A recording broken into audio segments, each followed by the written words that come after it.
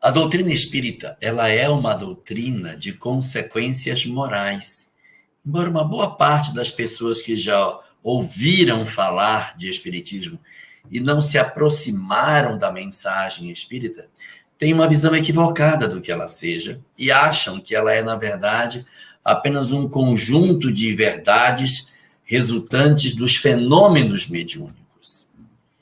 Ela não é somente uma mensagem que vem falar que existe vida após a morte. Ela não é somente uma mensagem que vem apresentar para o homem a realidade espiritual. Não. Muito mais importante do que esses princípios espíritas está a consequência moral daquilo que o espiritismo traz. Porque aí se encontra a maior força que o espiritismo possui. A sua capacidade de convencer o homem de que sua vida não pode ser mais como era antes, a partir do momento em que a compreensão de vida que os espíritos nos oferecem adentram os nossos corações. Porque, veja, a doutrina espírita poderia ter parado exatamente no momento em que ela disse: existe vida após a morte. Eu provo, está aqui. Existe a comunicabilidade dos espíritos com os homens. Eu provo, está aqui a comunicabilidade. Mas ela não ficou nisso. Ela avançou para muito mais além. Na hora em que Allan Kardec, observando a realidade espiritual, percebeu que do outro lado da vida, os espíritos não estavam todos com o mesmo padrão de comportamento. Havia espíritos que estavam felizes e havia espíritos que não estavam felizes. Ele começou a perceber das comunicações que ele recebia que alguns lamentavam sua sorte, falavam que sofriam, diziam que estavam em estado de dor, que se arrependiam do que haviam feito, em processos dolorosos que variavam de intensidade. E percebeu também um conjunto de espíritos que falavam o contrário, diziam: eu estou muito bem, eu estou feliz, e outros: eu estou muito feliz. Então, variava demais a condição dos espíritos do outro lado. E como se fosse alguém que se debruçasse numa janela para observar o que acontece do lado de fora de uma casa, Allan Kardec, debruçando-se na janela da mediunidade, conversando com os médiuns, e através desses médiuns, observando como que os espíritos se encontravam no chamado além-túmulo, começou a construir uma hipótese. Deve existir alguma coisa que justifica que alguns espíritos estejam bem e outros espíritos estejam em uma condição lamentável. Então ele começou a ver o que será que eles fizeram, qual é o móvel, o que é que faz com que alguns espíritos estejam bem e outros espíritos não estejam bem. E o que ele descobriu? Que o que fazia os espíritos estarem bem ou não estarem bem era a prática do bem. Não era nenhuma religião em particular, não era o gênero. Havia homens e mulheres felizes e infelizes, havia jovens e velhos, homens de todas as religiões, de todas as cores de pele, de épocas remotas e épocas mais próximas de nós. Os fatores que faziam com que os espíritos se mostrassem como felizes ou infelizes também não dependiam da classe social. Havia ricos e pobres nessa condição. Ele descobriu que a razão pela qual os espíritos se comportavam de maneira diferente no mundo dos espíritos era em função do bem que eles faziam. E isso está representado na questão 982 de O Livro dos Espíritos. Nessa pergunta, Allan Kardec diz o seguinte: é suficiente crer na manifestação dos espíritos e professar o espiritismo para garantir uma boa sorte na vida futura? Em resumo, ele está perguntando assim: para você ficar bem do outro lado, precisa ser espírita? Essa era a pergunta, ou seja, o que é que está fazendo com que alguns espíritos se apresentem bem do outro lado da vida e outros não se apresentem bem? Qual é a razão?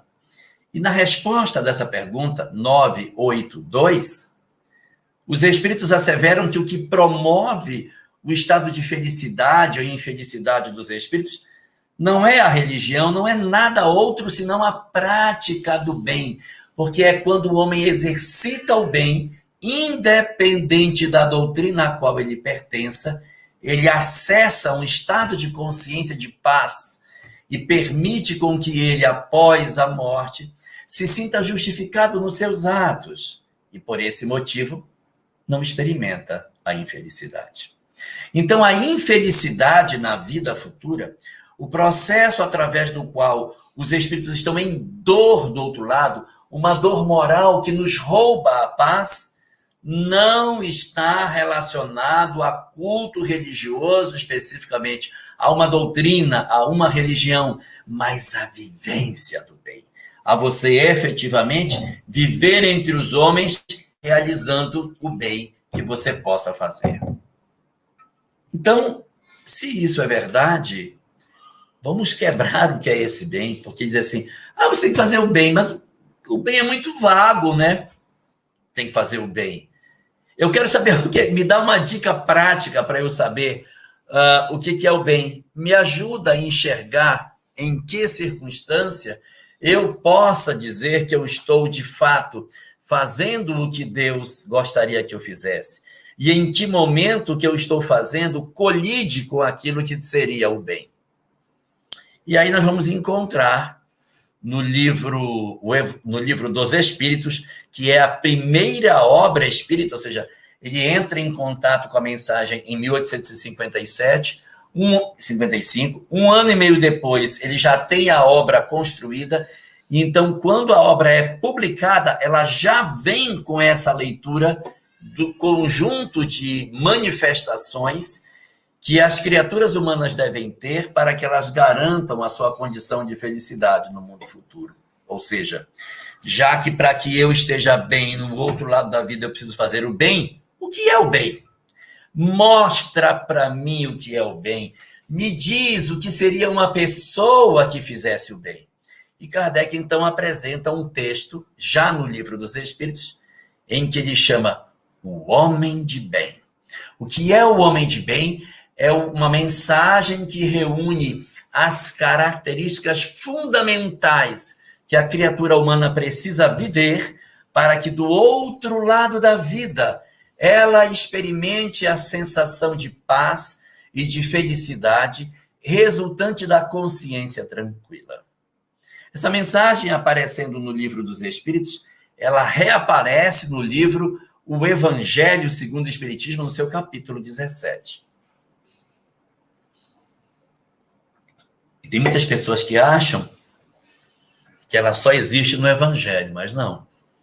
Ela primeiro foi publicada no Livro dos Espíritos, depois ela aparece no Evangelho segundo o Espiritismo. É uma mensagem longa, cheia de observações de como devem viver os homens. Como é que a gente deve viver? Quais são as características que nós devemos ter? E aí, observando essa mensagem, nós conseguimos agrupá-la, de acordo com as características que ela fala, em 3 grandes blocos de observações na questão do bem. Um conjunto de orientações, pequeno, por sinal, são as orientações do homem diante de Deus. Um segundo bloco é o bloco do homem diante de si mesmo, ele olhando para si próprio, como é que ele se trata. E o terceiro, que é o mais volumoso dessa mensagem, é o que trata do homem diante do seu próximo. O homem diante do outro, como deve viver ele? Então, hoje nós iremos fazer um passeio por esses princípios, oferecendo assim a leitura daquilo que os Espíritos acenam para nós, como sendo o conjunto das condutas que nós deveremos buscar para garantirmos a nossa paz de consciência e experimentarmos a serenidade de espírito ao atravessarmos as fronteiras da morte na direção da vida imortal. Vamos lá. O primeiro grupo de princípios apresentados por Allan Kardec são as relações do homem com Deus. É pequeno. São apenas 4 momentos dessa mensagem em que você vê Allan Kardec construindo esse pensamento, estruturando a forma de funcionamento dessa criatura, destacando a relação dele com Deus. Ponto número 1. Ele deposita fé em Deus, na sua bondade, na sua justiça e na sua sabedoria. Ou seja, ele acredita que Deus está cuidando dele. Isso é muito importante. Porque na hora que alguém rouba de nós a fé, arranca de nós a fé, mata junto 3 filhas que a fé tem: a confiança, a esperança e a temperança. Mata a esperança e eu fico sem crenças no amanhã. Mata a confiança, eu fico com medo de viver. E mata a temperança, fazendo com que a gente avance nas condutas equivocadas, atropelando o certo e o errado, gerando um mar de dores e sofrimentos muito comuns na nossa sociedade ocidental. Então, o primeiro desses pontos é depositar fé em Deus. Acredita que Deus está no comando das coisas. E se algo acontece, acredita que seja ato de sua bondade, de sua justiça, de sua sabedoria, sem se revoltar. Ponto número 2. Ele sabe que sem a permissão de Deus nada acontece e, portanto, se submete à sua vontade em todas as coisas. Isso é muito belo, porque é a capacidade do homem de não se desesperar diante das naturais dores da existência. Quantos de nós experimentamos de sabores, dores com relação à nossa saúde física, dores com relação ao nosso mundo afetivo, dores em relação às nossas famílias, dores em relação à nossa vida social, dores em relação à nossa vida profissional, dores, quantas dores! Mas se eu tiver a certeza que Deus está no comando de todas as coisas, ainda que exista da nossa percepção a sensação de que existe dor em torno de nós, nós vamos perceber que a majestade do Criador, exercendo o seu papel de controle das nossas vidas, nos dá a sensação de que, apesar de todas as dificuldades, eu continuo a manter a minha fé. E, nesse particular, imortalidade da alma e reencarnação são chaves de consolação. Muito difícil eu achar que Deus vai me ajudar, que vai me controlar, que vai me proteger, se eu não tenho alma, se eu não vou reencarnar. Então, a reencarnação é um elemento trançado por dentro dessa leitura, porque quando eu sou, de certa maneira, levado a viver uma experiência dolorosa, eu digo, eu terei outra chance. Eu terei outra oportunidade. Essa não é a única vida que eu terei. Eu viverei inúmeras vezes. E o meu Senhor que me ama me ofereceu isso para que eu cresça. Então, é mais fácil nós nos acerenarmos diante das dores que a vida nos traz. O ponto número 3 dessa relação do homem com o seu Senhor é que ele, assim como aparece na questão 932 do Livro dos Espíritos, ele tem fé no futuro, razão pela qual coloca os bens espirituais acima dos bens materiais, dos bens temporais. Sim, mas é lógico, se eu tenho fé em Deus, eu tenho esperança. Fé no futuro significa esperança em Deus. Se eu sei que Deus está cuidando de mim, no íntimo da minha alma eu digo, vai passar, ele está vendo. Deus não está de costas para mim. Mas se roubam de mim a leitura de que Deus está no controle das coisas, eu me desespero, eu deprimo, eu entro em pânico, eu desenvolvo níveis de ansiedade. Por que, meu Deus, hoje, nossa humanidade tão sedenta de paz, os consultórios cheios de pessoas angustiadas, depressivas, ansiosas, estressadas, ansiosas, cheias de dores, de angústias, síndrome do pânico, tantos desajustes familiares, tantas desarmonias entre casais. O que está acontecendo conosco? Nós estamos perdendo a certeza de que Deus está no controle das coisas. E por isso, roubaram de nós a nossa esperança. Roubaram a esperança das criaturas. Roubaram a sensação de segurança. Eu fico inseguro porque estou longe de Deus. E roubaram também de nós a nossa temperança. E aí, os vícios, os desequilíbrios, os desregramentos acabam acontecendo porque eu digo, não tem ninguém mais para ditar uma regra, posso fazer o que eu quiser, provocando assim desajustes de larga monta que vão resultar no final em sofrimentos muito amargos para a criatura humana. E o último desses 4 pontos que a mensagem traz sobre Deus, fala que ele sabe que todas as vicissitudes, todas as dores, todas as decepções são provas ou expiações, e ele as aceita sem murmurar. É aí que está o sentimento da temperança. Eu não me desequilibro porque eu sei que as coisas estão bem. Pode estar difícil, mas vai ficar pior se eu me desequilibrar. Então eu não perco o equilíbrio. Tenho um marido difícil, mas a certeza de que Deus está no comando de todas as coisas me faz com que eu não enlouqueça diante das minhas provas. A decisão que eu tiver que tomar, eu tomo essa decisão com o coração mais confortado, mais sereno, pela percepção de que Ele está perto de mim.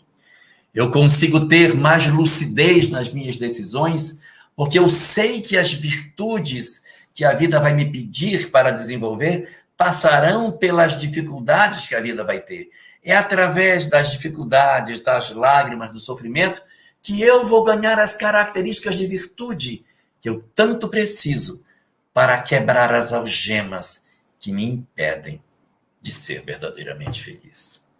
Essas características são as características do homem de bem voltadas para Deus. Mas há um segundo bloco de características que são aquelas outras relacionadas do homem diante de si mesmo. São um conjunto de pontos apresentados na mensagem que não envolvem outra pessoa, é o homem diante de si próprio. É ele diante de si mesmo, se analisando, se investigando, se tratando, se transformando, se desembaraçando.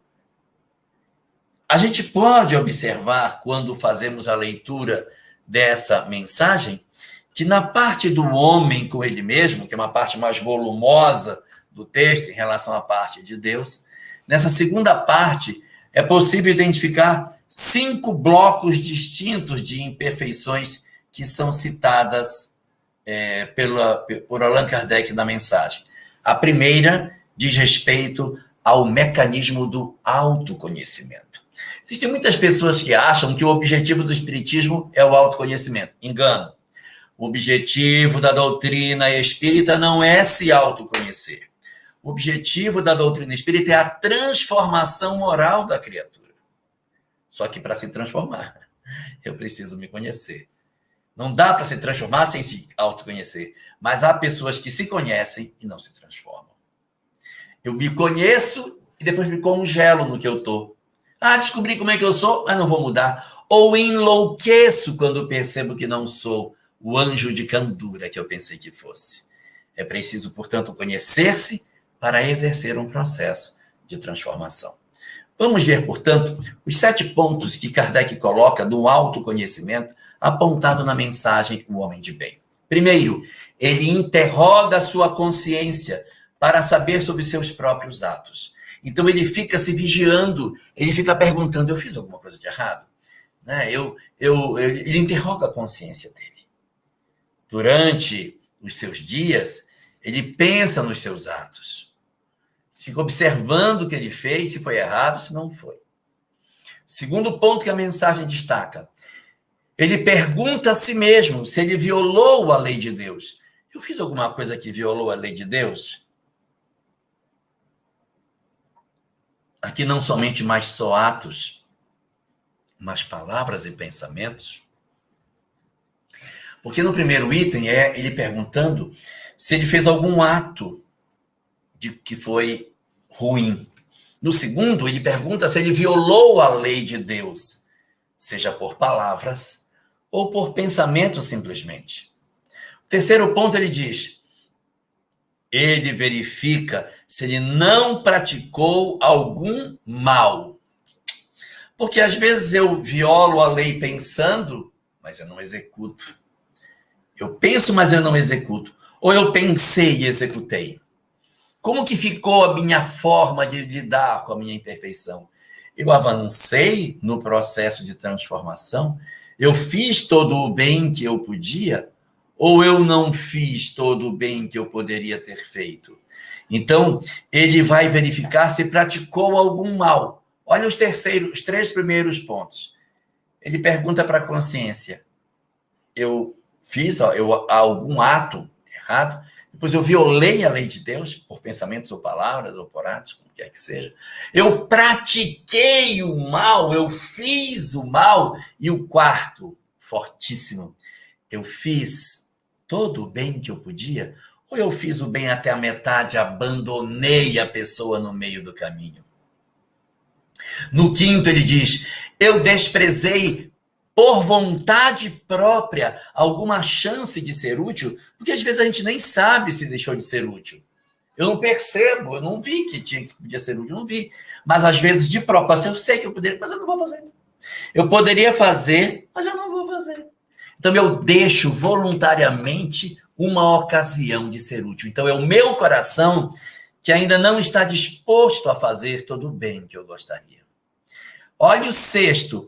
Ele pergunta a si próprio se tem alguém que tem alguma queixa contra ele.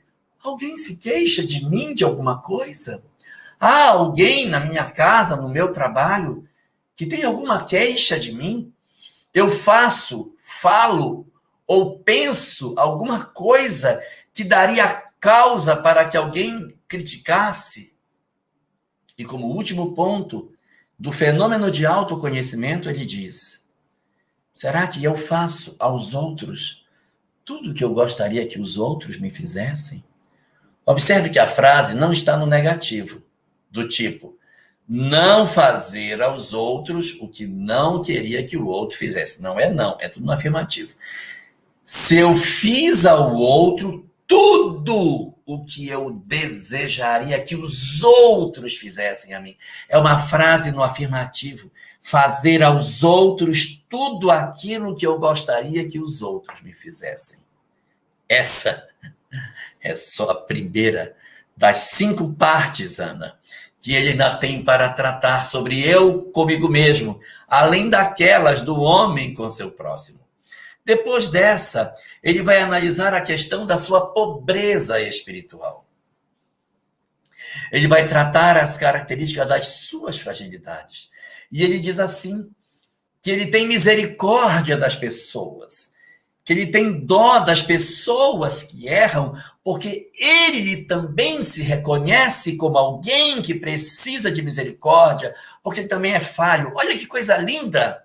Quantos de nós condenamos os outros como se fôssemos os donos da verdade, os doutores de todas as virtudes, mas o homem de bem não faz isso, porque ele não critica as pessoas, porque ele sabe que ele também precisa da indulgência dos outros, da misericórdia das pessoas, e por isso não fica condenando os outros por aquilo que os outros fazem. Esse aspecto eu acho lindo da percepção dele da sua pobreza espiritual. Bem-aventurados os pobres de espírito, porque deles é o reino dos céus. É essa pobreza, essa compreensão da minha pequenez que abre as portas para a mudança. Aqueles de nós que nos achamos certos, convictos das nossas virtudes, temos uma dificuldade enorme de mudar e, portanto, impermeáveis a um processo de melhoria, o que dificulta o avançar espiritual. Então, o reino dos céus está reservado aos pobres de espírito, porque os que se reconhecem frágeis estão dispostos a fazer uma mudança no cenário de suas vidas. Num terceiro ponto desse, relacionado com a questão que diz respeito ao homem diante de si próprio, ele vai falar da humildade. É a humildade do homem diante de si mesmo, não é a humildade do homem diante do outro. É eu diante de mim mesmo. E ele diz assim, o homem de bem não procura dar valor ao seu próprio espírito, nem aos seus talentos, às expensas de outrem. Numa roda, ele fala pouco de si, para ouvir mais as pessoas. Existe uma obra, ela não é espírita, chama Como Fazer Amigos e Influenciar Pessoas, de Dale Carnegie, uma obra de 1937. E lá ele dá muitas dicas de como fazer amigos. E tem uma passagem, é sempre contando historinhas. Tem uma bem interessante, que tem um homem num jantar famoso, cercado de muita gente, e vem uma moça e diz para ele assim: eu queria tanto conhecer o senhor, porque o senhor já viajou o mundo todo, já foi para a Ásia, para a Europa, para a África, para a Oceania, para as Américas. Meu Deus, o senhor conhece tanta coisa. Nossa, como o senhor conhece o mundo inteiro, eu queria tanto conhecer as coisas. Mas eu, coitadinha de mim, eu moro em São Vicente. O único local que eu conheço é Santos. Foi o lugar mais distante que eu já fui. E ele se vira para ela e diz: nossa, que interessante. Me conte da sua viagem a Santos, como é que foi? Olha o que ele fez. Ele apaga todas as viagens dele para valorizar o outro. Bem nesse estilo. Não procura dar valor a si, nem a seus talentos, às expensas de outro. Ele se apaga para que os outros apareçam. Ele não permite ofuscar as pessoas em seu derredor, porque ele reconhece que ele precisa ser mais humilde nas suas características. E diz assim mais uma segunda parte da sua humildade, que em todas as ocasiões ele faz ressaltar o que seja proveitoso nos outros, semelhante a essa história de Dale Carnegie. Ou seja, eu poderia passar a noite falando: minhas viagens, minha viagem para a Europa, minhas viagens para a África. Não! Eu me recolho para dizer apenas: fala da sua viagem, como é que ela foi. Então, isso é uma característica do homem de bem. Numa quarta parte dessa relação do homem diante de si mesmo, ele trabalha incessantemente pela sua transformação moral. Isso é importante, porque ele não somente se autoconhece, ele se transforma. Ele não somente estuda como ele é, mas ele procura fazer com que seja útil o processo de autoconhecimento. Conheço muitas pessoas que dizem assim: foi muito bom fazer meu autoconhecimento, porque antes de fazer, eu tinha uma visão errada de mim. Eu achava que eu era uma pessoa boa, eu achava que eu era uma pessoa educada. Não sou. Sou uma pessoa grosseira, sou uma pessoa estúpida, não tenho paciência com os outros, sou uma pessoa até muito bruta com os outros. Descobri isso com o meu autoconhecimento. E agora que eu descobri, não quero fingir mais. Agora serei ignorante com todos, para que todos saibam que eu sou uma pessoa bruta. Isso é uma bobagem. Nós não nos autoconhecemos para eviscerarmos as nossas imperfeições, mas para conhecer com o objetivo de transformar as virtudes, os nossos defeitos em virtudes. Então, primeiro dos pontos que estão colocados na mensagem sobre a transformação moral é: ele estuda as suas próprias imperfeições, analisa as imperfeições que tem e trabalha incessantemente para combatê-las. Não é lindo isso? Ele trabalha incessantemente para combatê-las. Ele não sofre da síndrome de Gabriela, qual seja: eu nasci assim, eu sou assim, vou ser sempre assim. Não, ele está sempre lutando. Não posso mais ser assim. Eu fui grosseiro, fui isso, fui aquilo. E ele vai trabalhando a sua imperfeição a cada novo momento que a vida lhe oferece. E como diz Allan Kardec, o homem de bem é aquele que envida todos os esforços para no dia seguinte trazer algo de melhor em si que ele não tinha na véspera. Então, todas as noites ele se analisa e diz: pisei na bola aqui, amanhã eu vou estar melhor nisso. Ele se trabalha, ele se transforma. E isso é lindo, lindo, lindo. Você não consegue acompanhar o ritmo dele, porque ele está sempre promovendo dentro de si um mecanismo de mudança e de transformação interior.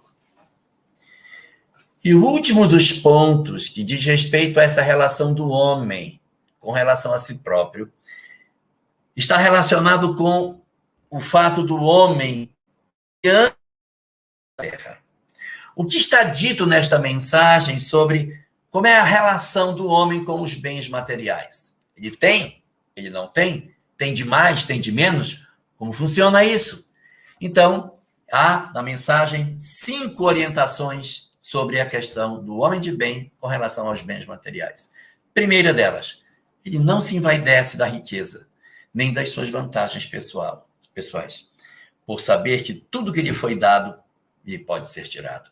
Então, o que é a humildade? A humildade não é você esconder o que tem, não é você falar do que faz, é envaidecer-se do que é.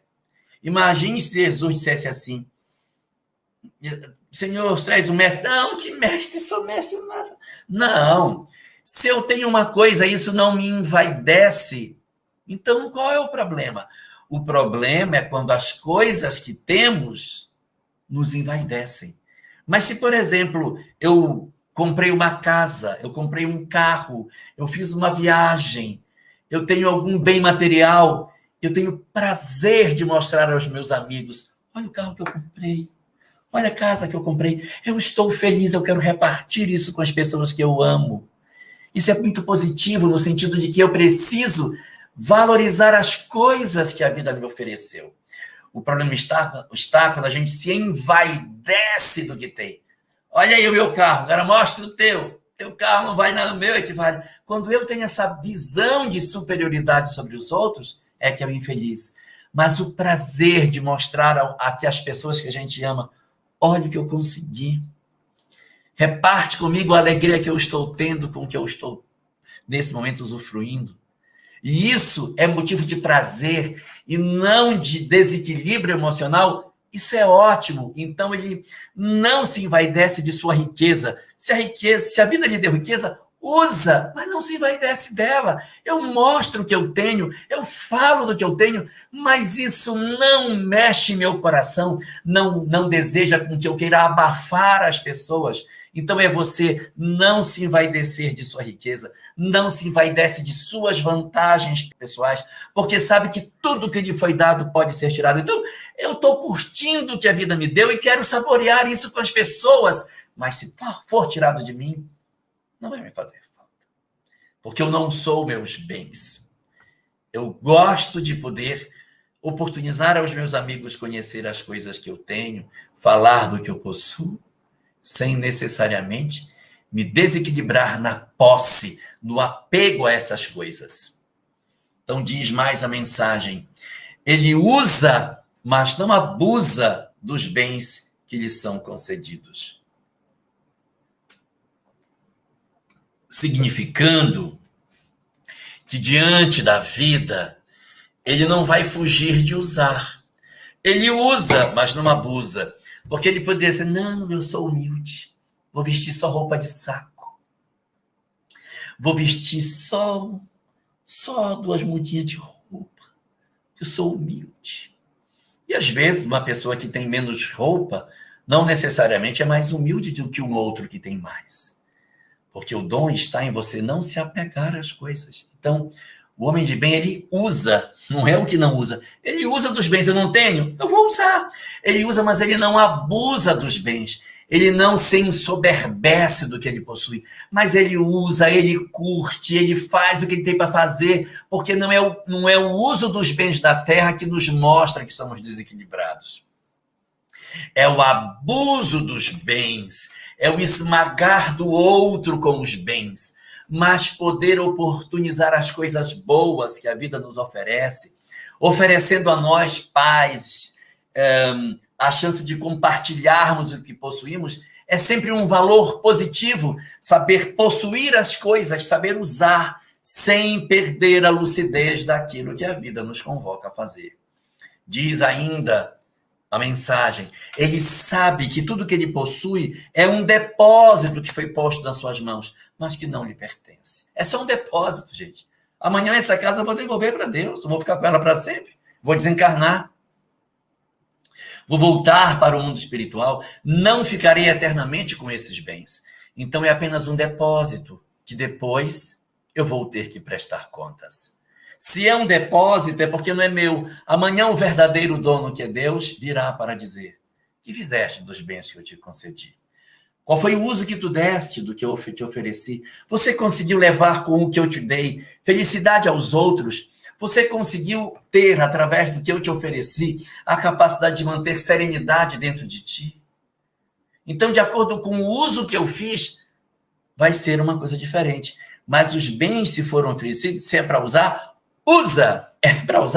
use os bens da terra, mas use de maneira que os outros também se beneficiem. Porque às vezes a prova da riqueza é exatamente para oportunizar ao homem o dom de oferecer felicidade a outros indivíduos em seu derredor. E por fim, fechando toda essa parte do homem diante de si mesmo, que termina com essa discussão sobre os bens materiais.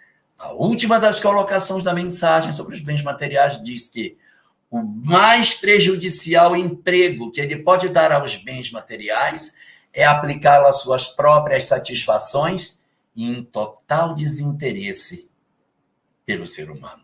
Então, de repente, eu possuo dinheiro, que eu poderia usar esse dinheiro muito para gerar empregos, para poder fazer o bem às pessoas, ajudar os outros. Eu uso para mim, tá louco? Vou gastar meu dinheiro com os outros? Vou usar só comigo, só para mim. Quando eu faço só para mim, quando eu ignoro os outros em meu derredor, quando eu me tranco em mim próprio e não compartilho com família, não visito parentes, não vou ver as pessoas, não me faço presente junto aos meus filhos, esposo, esposa, pai, mãe, irmãos, amigos, em que eu não compartilho o dom de sentir amor e me tranco no gozo das minhas posses, sem apreciar a possibilidade de me entregar aos outros e dividir o que eu posso para ajudar as pessoas em meu derredor, eu estou entregando os bens da terra apenas para o consumo das minhas próprias paixões. Ah, infeliz de mim, que uso dessa forma os recursos que a vida me concede. E por fim, esta mensagem extraordinária, o homem de bem, vai nos oferecer os recursos para que nós entendamos o que a mensagem apresenta para nós na relação do homem diante do seu próximo. E nesse particular, meu Deus, como é fecunda a mensagem nesse sentido. Ela vai apresentar para nós 8 aspectos diferentes no que diz respeito do homem em relação a seu próximo. Seguindo os ideais da Revolução Francesa, os 3 primeiros são liberdade, igualdade e fraternidade. Com relação à igualdade, à liberdade, diz ele, respeita nos outros todos as convicções que são sinceras, liberdade de opinião, liberdade de pensamento, liberdade de culto, liberdade de ideias e não critica ninguém pelas ideias que possui. Não lança anátema aos que não pensam como ele. Faça um parêntese para conversar agora sobre o momento particular que o Brasil está vivendo de intolerância política. Não faz sentido o movimento espírita e mais ainda os espíritas estarem envolvidos num processo de policiamento ideológico das pessoas. Cada criatura humana tem o direito de pensar o que quiser, de se expressar nas redes sociais como quiser. Não existe posicionamento político que seja espírita. A única coisa que nós temos que cuidar é não ofender as pessoas, não destilar mensagens de ódio, mas os espíritas têm o direito de ter a expressão que quiserem, e nós temos o dever de compreender e de, como diz a mensagem do homem de bem, não lançar anátema naqueles que não pensam como nós. Então, o que fazemos? Aceitamos as pessoas da maneira como elas pensam, e quanto a nós, evitamos tanto quanto nos seja possível atacar, agredir, ofender, publicar coisas que a gente não tem certeza que são certas. E se forem certas, se atinge, ofende a honra dos outros, não faça. Não é papel do cristão atacar a reputação de quem quer que seja, mesmo que sabemos que seja verdade. O nosso papel não é a desconstrução do mundo velho. O nosso papel é a construção do mundo novo. O nosso processo de convocação é para erguer o mundo de amor, não é para destruir o mundo do desamor. Então, esse papel não nos compete. A convocação do Cristo é de fazermos todo o bem que nos seja possível.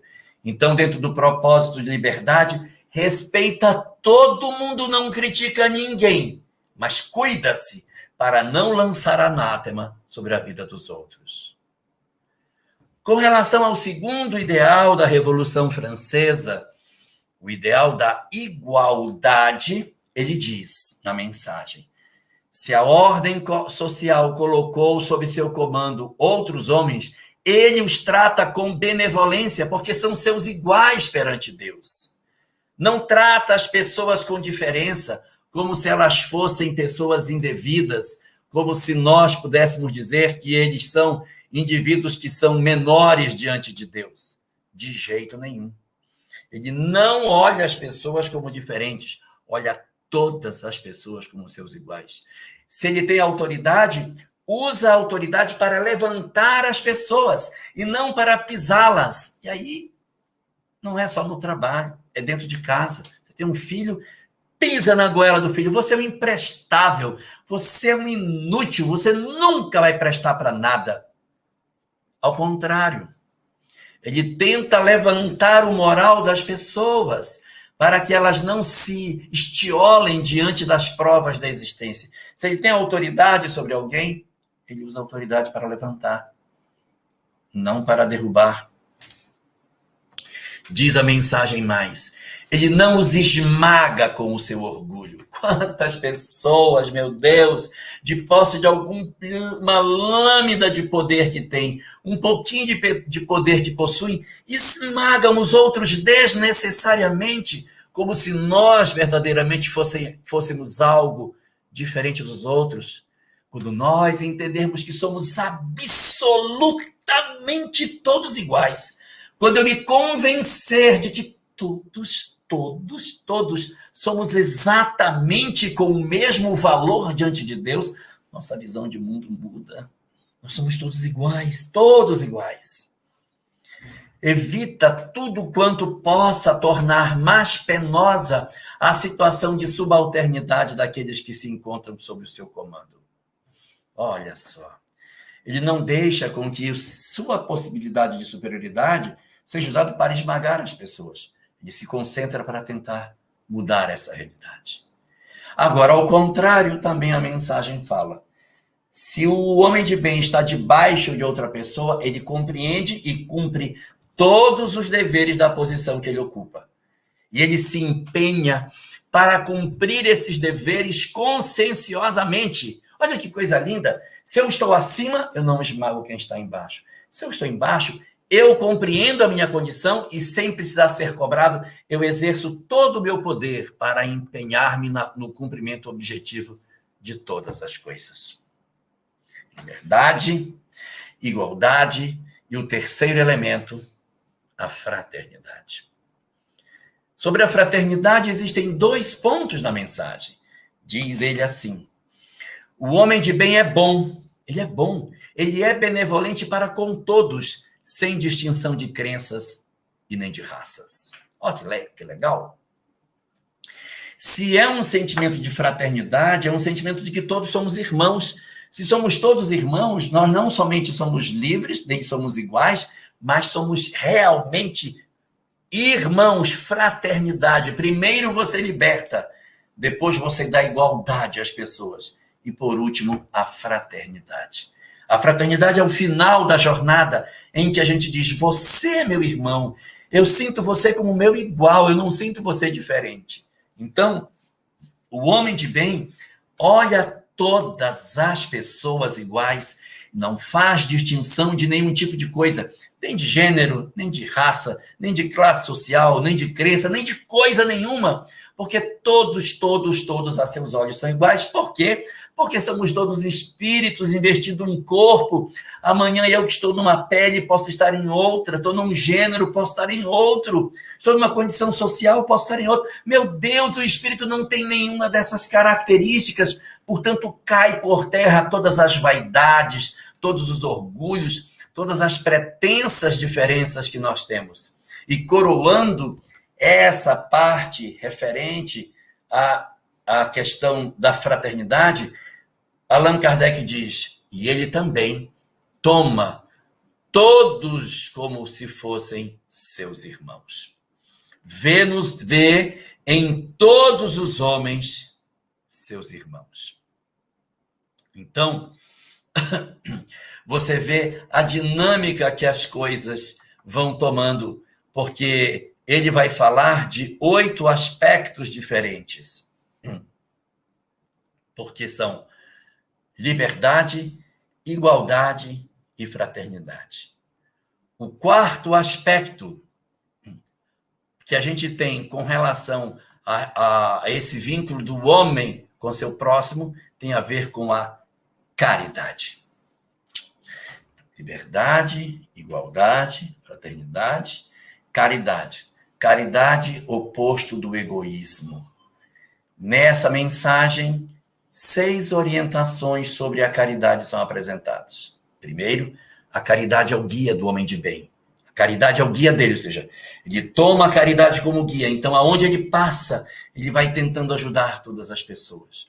Ele é possuído do sentimento de caridade e de amor ao próximo. Ele procura sempre fazer tudo que ele pode. E interessante, faz o bem pelo bem sem esperar paga alguma. Claro, se ele fizesse o bem com algum interesse, já seria o benefício calculado. Não é o caso. O benefício, para ser verdadeiro, tem que ser desinteressado. Então, ele faz o bem sem esperar nenhum tipo de paga, nem sequer a gratidão. Se alguém, ao contrário, ele faz o bem, mas não espera a retribuição. Agora, se alguém lhe fizer o mal, o que ele faz se alguém fizer o mal? Ele retribui com o bem. Ele faz o quê? Faz o bem sem esperar recompensa. E se alguém faz o mal, ele vai fazer o bem também. Então, qual é a síntese? Se eu faço o bem para quem me faz bem e faço o bem para quem me faz mal, ele faz o bem sempre. E belamente, numa das peças mais bonitas do texto, diz: sacrifica sempre os seus interesses em favor da justiça, porque ele toma a defesa do fraco contra o forte. Então, ele tem a percepção da necessidade de, vendo alguém numa condição de vulnerabilidade, ele vai ajudá-lo. Ele toma a defesa do fraco contra o forte. Há alguém que está tripudiando outro alguém, eu vou cuidar do que é frágil. É meu dever, dentro de um senso de justiça, atuar para socorrer aquele que está em condição de vulnerabilidade. Caridade é o oposto do egoísmo. Como são 2 chagas da humanidade, o egoísmo e o orgulho, então o reverso da medalha também é buscado por ele. Caridade, reverso do egoísmo, reverso do orgulho, a humildade. A humildade também está contida nessa mensagem. Opa, já tinha humildade lá atrás.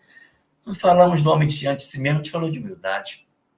Mas era a humildade do homem diante de si próprio. Agora é a humildade do homem diante do outro. A humildade anterior era de reconhecer-se humilde, de não se envaidecer de suas posses. Agora é a humildade diante das pessoas. Então ele diz que ele procura ser humilde. Por quê? Porque ele procura evitar de prejudicar alguém com palavras malévolas. Ele evita falar qualquer tipo de coisa que agrida a outra pessoa. Então, ele evita prejudicar a outrem com palavras malévolas. Ele evita tudo aquilo que possa representar desprezo e mexer com a suscetibilidade das outras pessoas. Então, ele não faz isso.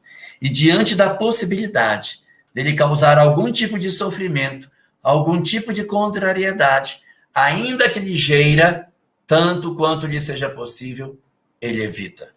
Ele não se permite avançar, porque, na verdade, a partir do momento que ele está diante da possibilidade de entender um propósito que a vida lhe confere, ele recua sempre que ele vai perceber que suas palavras possam ofender e machucar alguém.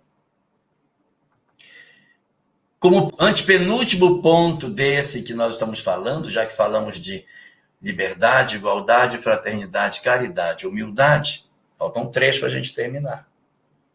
O antepenúltimo chama-se indulgência. A misericórdia diante da falta do outro.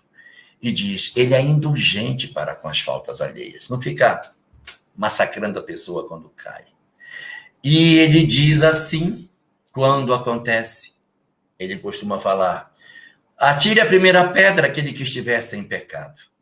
Ele não se satisfaz ou se compraz, como quero dizer, em ficar procurando as faltas do próximo. Tem muitas pessoas que ficam olhando os outros, mas fulano mas ela é impaciente, né? Mas ela procurando defeitos. Não procura defeito nas pessoas. E quando os acha, não os evidencia. E se ele é obrigado a dizer um defeito que a pessoa tem, ele faz tudo que ele pode para atenuar esse mal, para não parecer que a pessoa é dotada apenas de defeitos, mas procura sempre que possível ter misericórdia de quem erra, oferecendo uma face positiva daquele que comete algum tipo de engano. Mas a indulgência é a falta que a pessoa comete que não tem nada a ver diretamente conosco. Mas quando a pessoa tem uma falta que nos ataca diretamente, quando eu erro diretamente comigo, aí já não é mais só ter indulgência. Aí é perdão. Tem uma coisa assim, fulano é uma pessoa que ele seria muito grosseiro com a mãe dele. Ter misericórdia, não ficar falando isso das pessoas. Isso é indulgência. Perdão é quando eu sou a mãe dele. Com relação ao perdão, o que diz a mensagem? Ele não alimenta ódio, não alimenta rancor e nem desejo de vingança.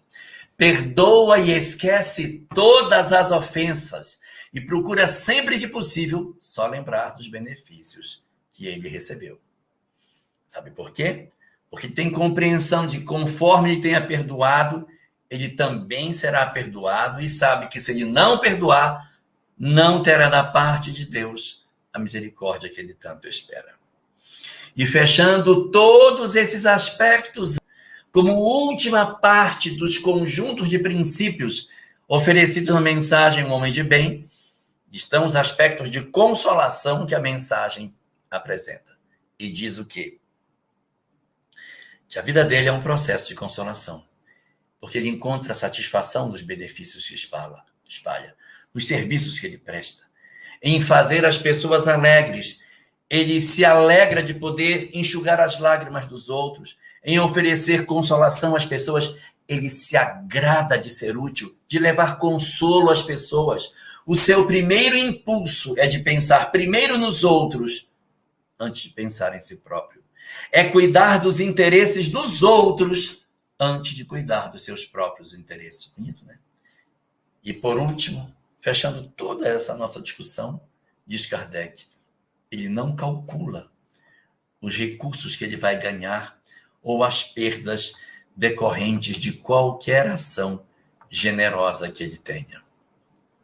Como síntese dessa mensagem, lá dentro, você pode pensar duas frases que estão lá, que de repente sintetiza todas as ideias que essa mensagem tem. Diz num certo momento do corpo desse texto assim: ele respeita todos os direitos dos outros, que lhes dão as leis da natureza, como quer que sejam respeitados os seus. O verdadeiro homem de bem cumpre a lei de justiça, amor e caridade em toda a sua pureza. É lindo, né? É um composto maravilhoso sobre essa coisa extraordinária que seja o homem de bem.